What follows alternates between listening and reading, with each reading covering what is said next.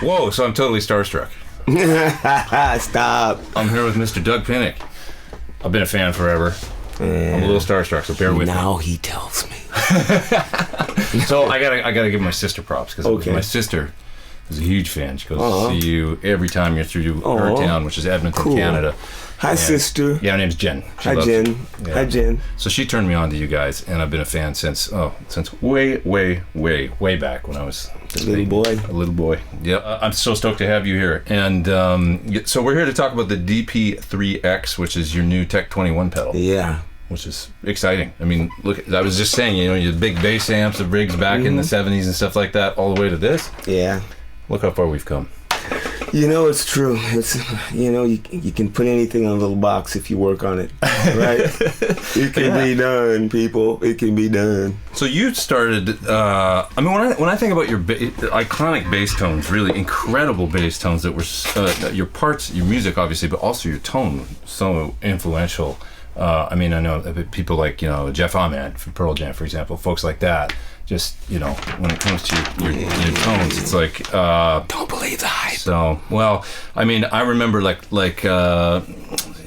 Out of the Silent Planet came out, Power of Love, the bass tone at on that song. Go check it out if you're not familiar with it. You should go check it out if you're not familiar with it. But it's that depth and clarity, and there's some drive going on too. So when I think about the 70s with folks like Chris Squire, using like two bass amps, clean, dirty, that kind of thing, was that kind of what you were hearing in your head? Exactly. I remember first hearing Roundabout when I was probably 23 or 24, or right around the time that the song came out. And it was a big hit on the radio, which was crazy back then, because you could have hits on the radio that were so complicated, not commercial.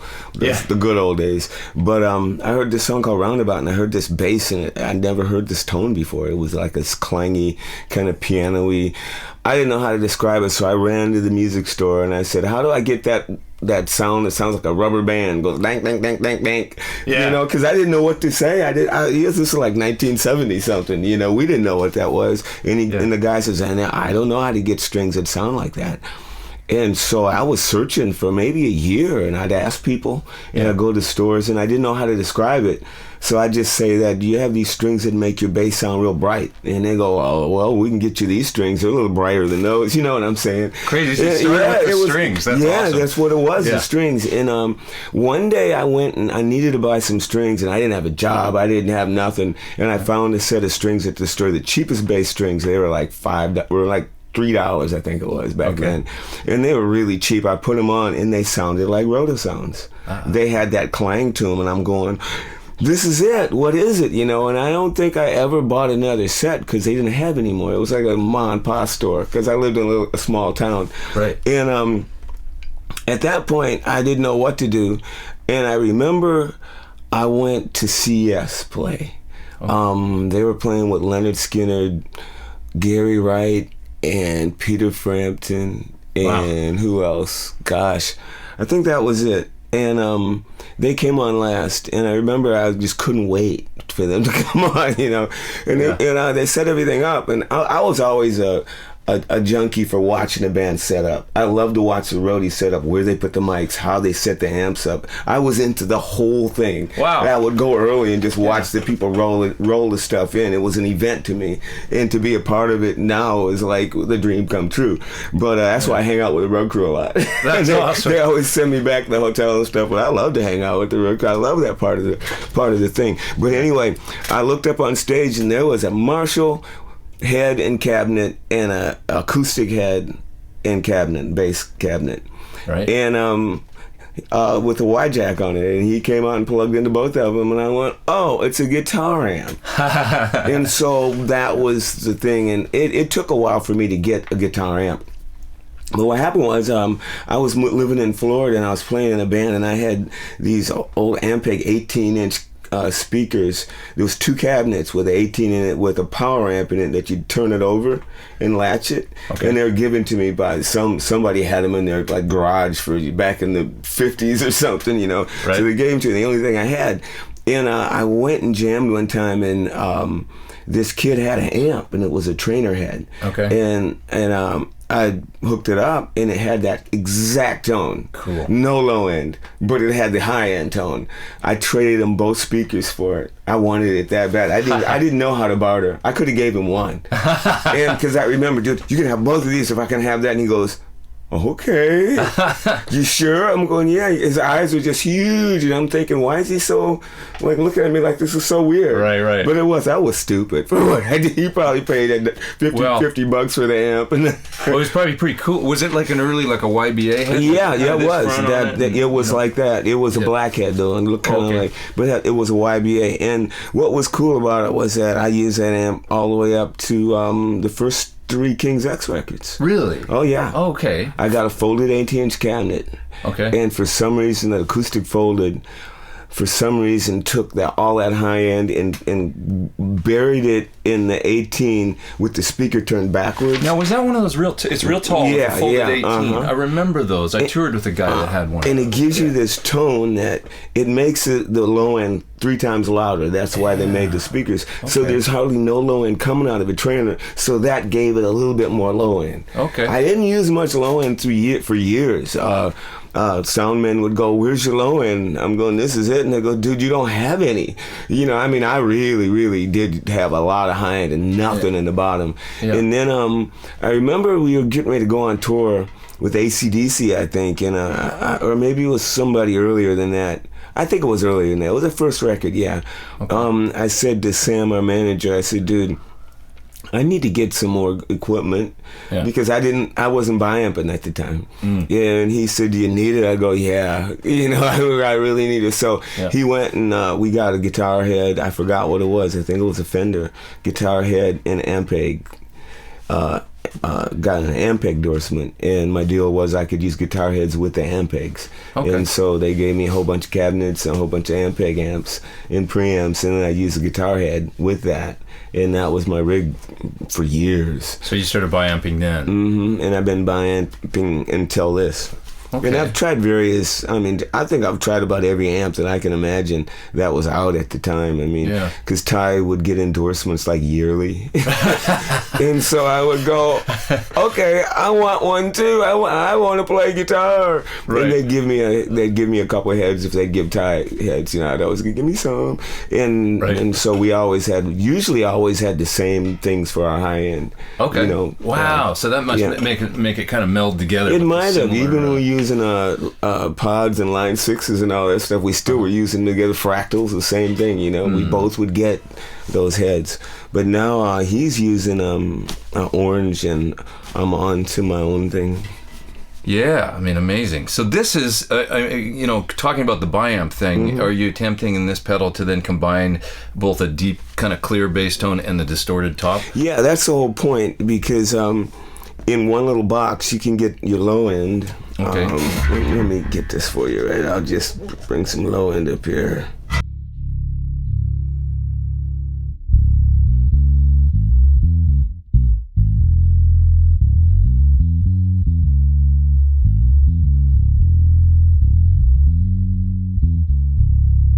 It's kind of your low end, and then all of a sudden you can bring your mids up and get a little bit more mid in there. And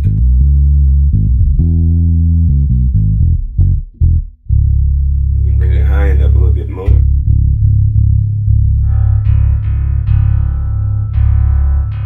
And right here, this thing is called a chunk. Okay. And there's 2 different things here. We have a drive over here and a chunk here. So this is your natural tone, which is compressed low end, and I got my low end wide open, mids halfway up. That's how I like to run it personally. And then you got your high end. You can put that anywhere you want. Okay, at this point you can't hear the high end until you start turning the chunks up.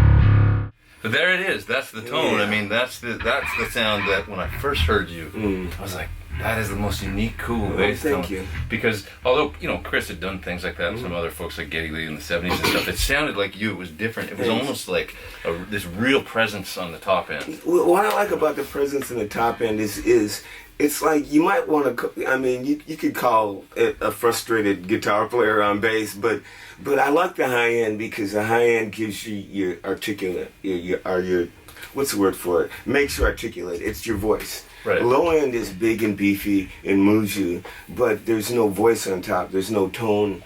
And like when you sing, everyone has a particular tone in their tremolo and how they manipulate the tone of their voice to create emotion. Well, with bass, I believe that the high end you can do that, and then keep the low end down. It's like when we do Power of Love and we go. Then you hit it, so you just it's designed to chunk. Let me give it a little bit more here, but yeah. And you hit it hard and you got your notes, or shake your string.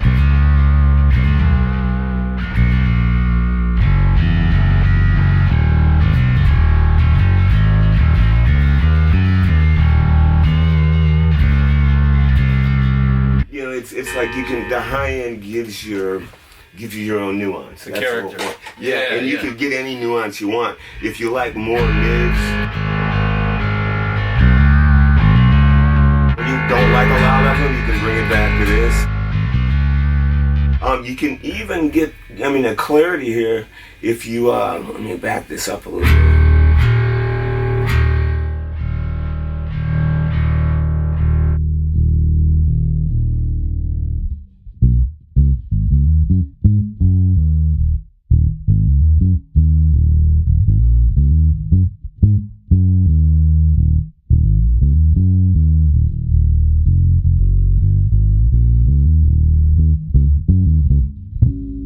So you can get all muddy if you want to, and it's all designed for your fingers, right. Or your pick, right, and for you to forge your own tone.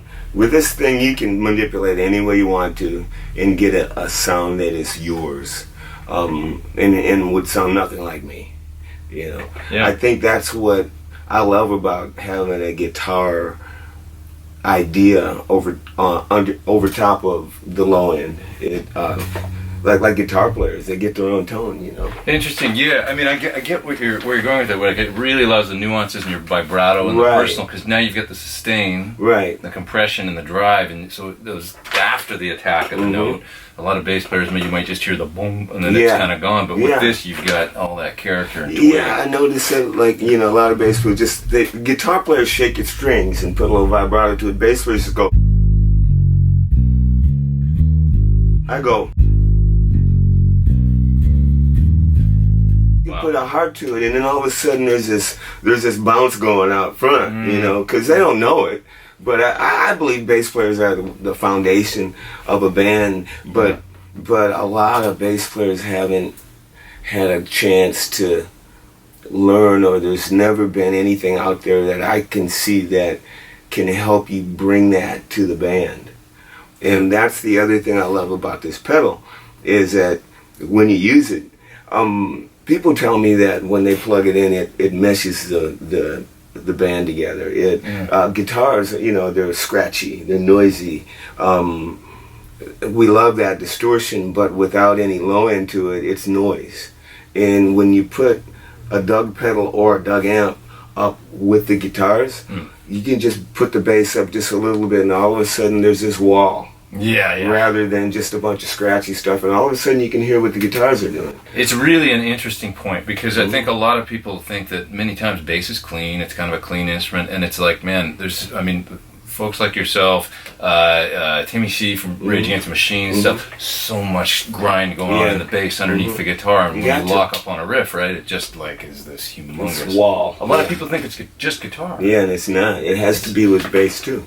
Oh, that's the whole point. Yeah, I love that you're doing that with this. The interesting thing is sometimes you can't hear it in a track. Like you hear a great big riff coming, right. The riff to Dogman or something. Mm-hmm. Necessarily perceive it as being as much grind on the bass as there is, right? That's true. Well, I've watched bands play for years and years, and I've always been frustrated because you can't hear the bass. Yeah. It's like the bass is the last thing in the mix. Maybe 1 out of 10, 20 bands I'll see you can actually hear bass or know what it's really doing. Yeah. And I've talked to sound men, and I would go, dude, why where's the bass?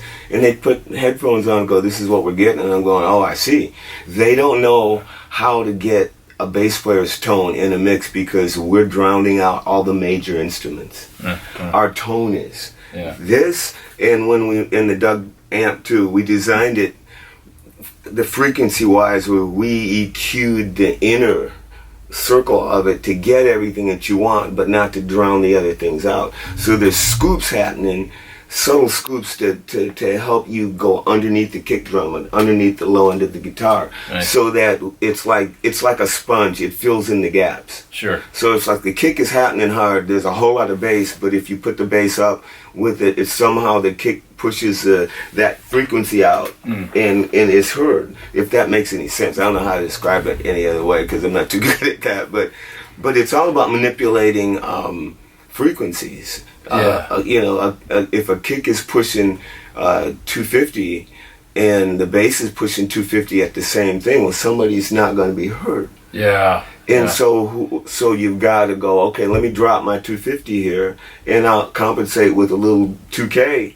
to bring my tone up a little bit, and then all of a sudden you're back. And I think that I was forced into this with King's X, and it's a good thing, not a bad thing, but Ty and I both are loud, and we have lots of tone. And I've had to learn how to get my tone around his, because I used to play so loud that he just had to turn up louder and louder because I used to drown him out on stage. It was like a wall of just a rumble on his side. Yeah. So he had to keep turning up until I learned how to take my tone and get it out of his way. Right. And then you come see the band play and you go, there's bass everywhere, there's guitar everywhere, and there's kick drum. Wow, yeah. And the beauty of a trio to me many times is that you can, to some degree, leave each individual instrument sounding huge. Yeah. You don't necessarily have to carve too much, right? Right. Because it's a trio. Right. That's so awesome. It's a lot easier, yeah. Oh, the good thing about this is if there's more guitars in the band, it's good for that. That's the whole point for that too. But yeah, three piece. I love playing 3-piece because I can be heard. Yeah, space. Right? But I've let some soundmen use these too, and guys and engineers, and they reamp with this. And this is just a prototype, but I've been letting people use it. It's pretty cool. Sweet. I can't wait to try it. I mean, I'm a hobbyist bass player. I feel like, I'm really a guitar player, but I love more and more playing bass. It's just so fun for me. Bass is fun, and it's not, put it this way, singers and guitar players and drummers are out front. They're like, they're judged. Right. There's much accountability, but the bass player just stands back in the corner. Nobody gives him much love or credit, and one of the most important facts in the band, as far as I'm concerned. Well, I mean, hey, you want to see how important that? Watch if I change this note, how the entire song changes. You drive the whole ship. We do drive the ship and control it. We really do. Over my head. Oh God, please. There's a whole lot of. I love it. I love the way this thing can do your chunks because I'm over my head.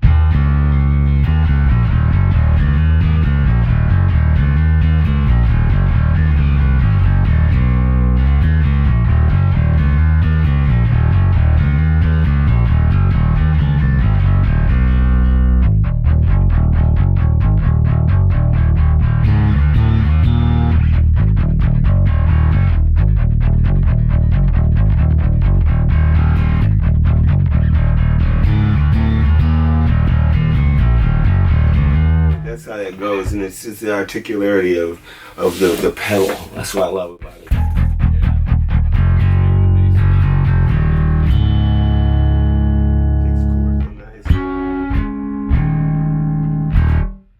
These guys, man, I mean, we've got to hand it to Tech 21 because they are making great. I remember back early 90s, demoing about 50 songs with my first band in LA using the original Sansamp pedal. It's such a great pedal. It sounded like a tube amp, and they do it all kind of in the analog realm, I do believe. It's like great products. That was one of the most I heard one of the most sold pedals out there, most famous. Everybody's got one. Yeah, that's one pedal that I don't know anybody. Well, probably is a lot of people that don't have one, but I don't know anybody that doesn't. Put it that way. yeah, they were great. I mean, and you could plug them into an amplifier as well as direct. It was so useful. It's great stuff. In a great bass sound, what's the main factors? Again, having a sound that the sound man's not afraid to put in the mix. And don't trust your sound man 100%. Right. Seriously. Because some of them just don't understand. I mean, I've been in studio with great engineers who don't turn the bass up. I'm going, where's the fucking bass? Excuse my mouth, but where's the bass? It's there, and I'm going, what happened?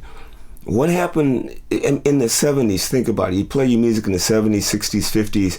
Bass was almost a dominant instrument. Sometimes bass was the riff. Sure. Motown, Stax Volt, Led Zeppelin, everything was bass dominated, and we remember those riffs, and they drove us, And all of a sudden, metal comes along, and Metallica comes along and turns the bass off. And because they're revolutionary and they're amazing, they're one of my favorite bands in the whole world.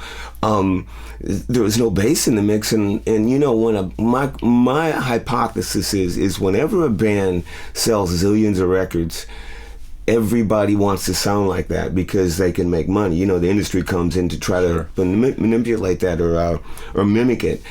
So what happens is there's records start coming out, and all of a sudden all metal records have no bass in them because everybody wants to sound like Metallica. Right. Just like if it was Green Day, whoever it was, whatever sells a lot, people will follow it. It doesn't mean we think it's right or wrong. It's just the trend that's happening. Remember the 80s? I'm told that everybody was doing so much cocaine that's why there was no low end in the mixes. Real bright. Right, they were just really bright. Edgy bright. But that was a cool thing, and I didn't know any better, Yeah. But it's to me the bass has to come back in a way that at least it's a part of the band again. Yeah. Do you think it was something to do with digital too? Like I remember the early digital albums. One of the ones I always think of, and it's got classic hard rock songs on it, but "Love at First Sting" by the Scorpions, I believe, was digital. But maybe on an original 3348 or something. Well, my first thing was the U2 October. That's when I got, and Frankie Goes to Hollywood. It was like the first two CDs ever. I mean, Frankie Goes to Hollywood was the first CD ever came out. So I bought a CD player and bought that CD. Okay.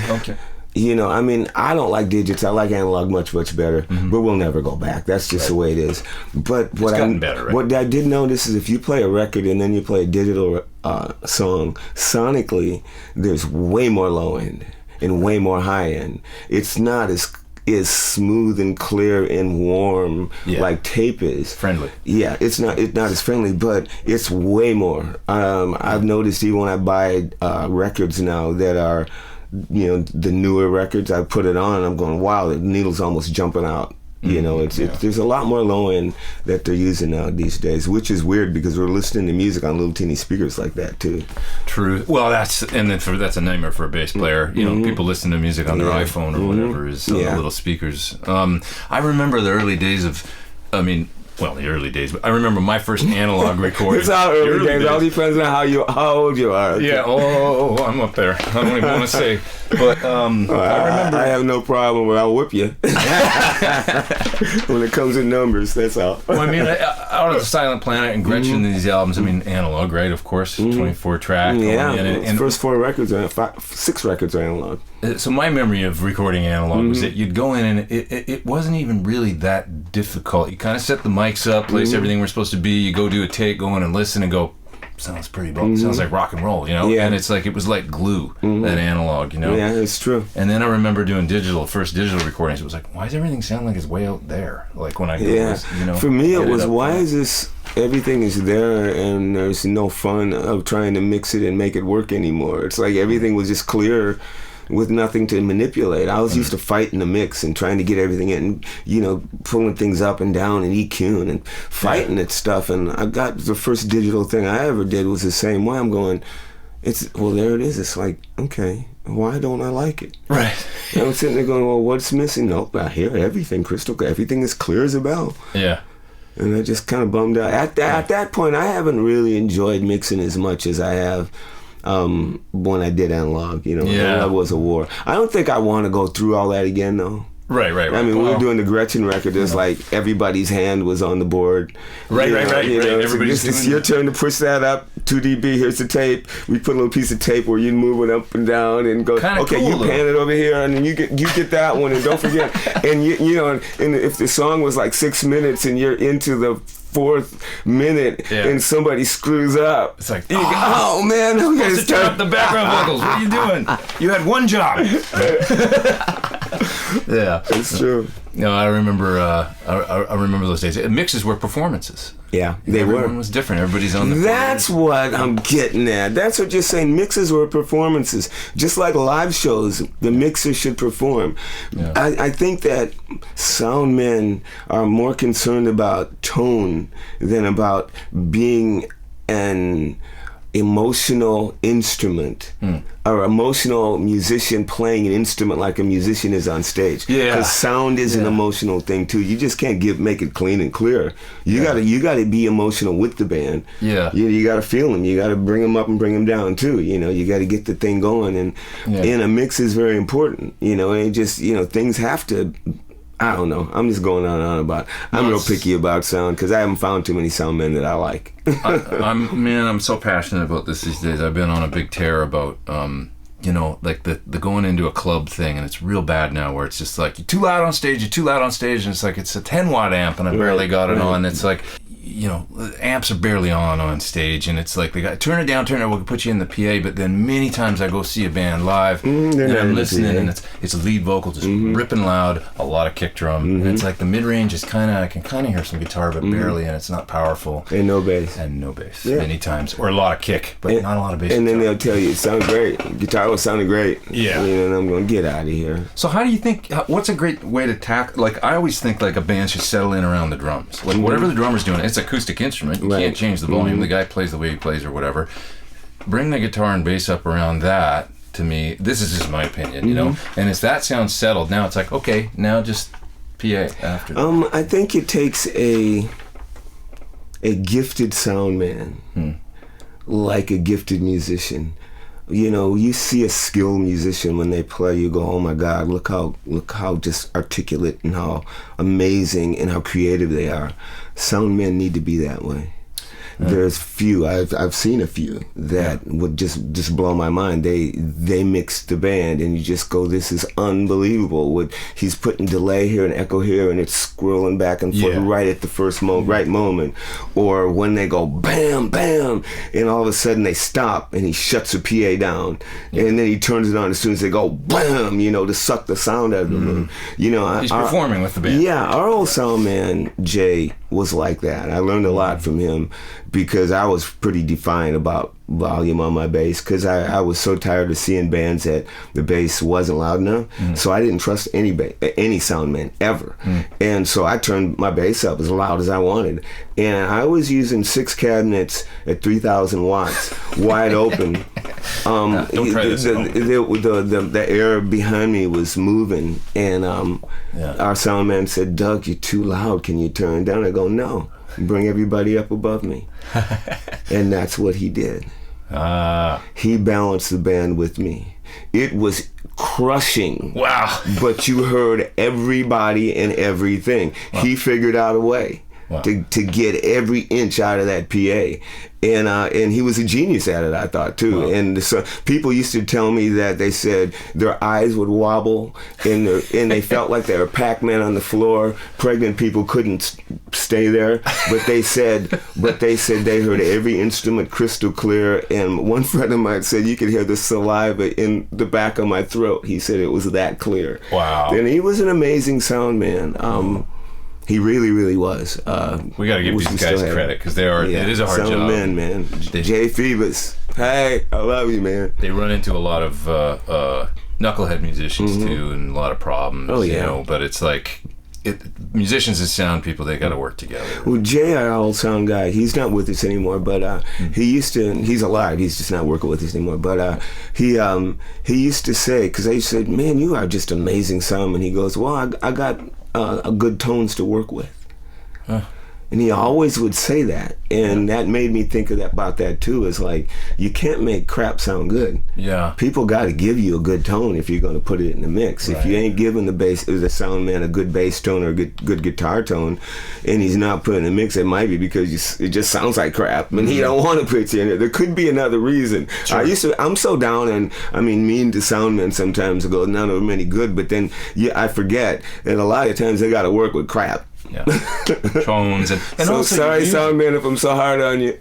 Your music and your parts is dynamic. Yeah, you guys drop in and out. Yeah, and there's holes in the music and there's space, and so it's like that's something that young players got to remember to not always play all the time. Right. And I mean, like, open space is way more powerful. Yeah, I mean, just sledgehammer, we call it. Give them a sledgehammer, just bam, bam, bam, instead of even though that stuff is, I love, my favorite band is two bands right now is Coldplay and Meshuggah. So I love it.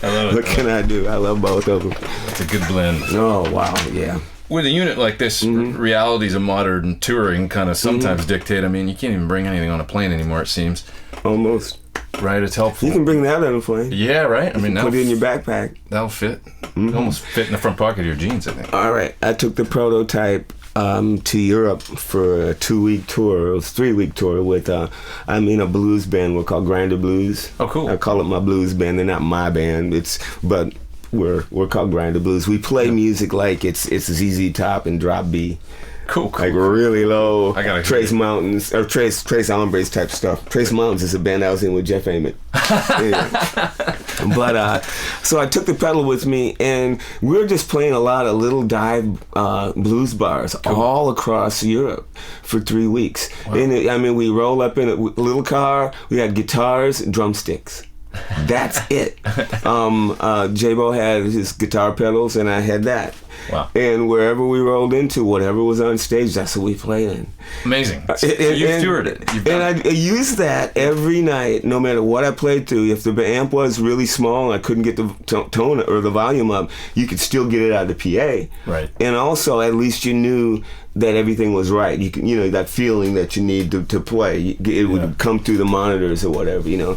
So it all worked, and I was just really surprised that there was not a club or a bass amp that I played through that it didn't give me my tone that I wanted. Right. And I took a picture of every bass amp and sent it to Tech 21 to show them.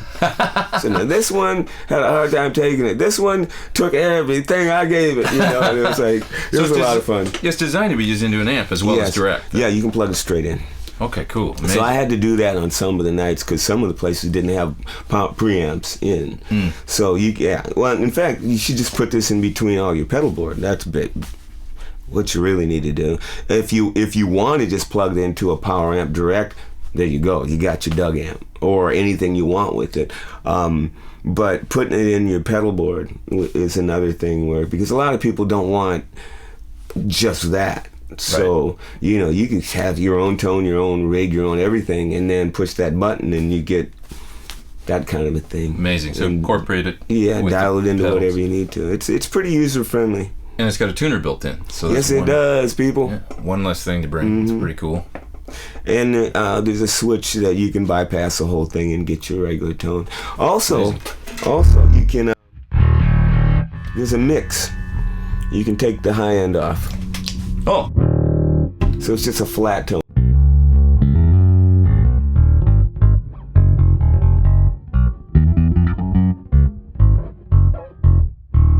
You can EQ it. Oh, so the EQ is active on the DI signal. Yeah. So it's basically the bass. It's the low end that we use. Got it. And then we push the mix and put the high end on.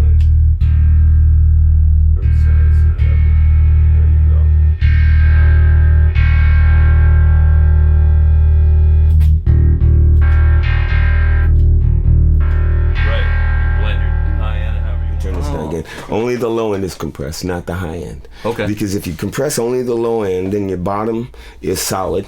It stays where it needs to be. Your sound man don't have to worry about it. You don't have to worry about it. But the high end is not compressed so that it's subject to your fingers. If you dig into it or whatever you do, if you play light or hard, it's gonna articulate what your fingers are doing. Your articulation, your attack. Yeah, your attack. Yeah. And the low end will still be smooth.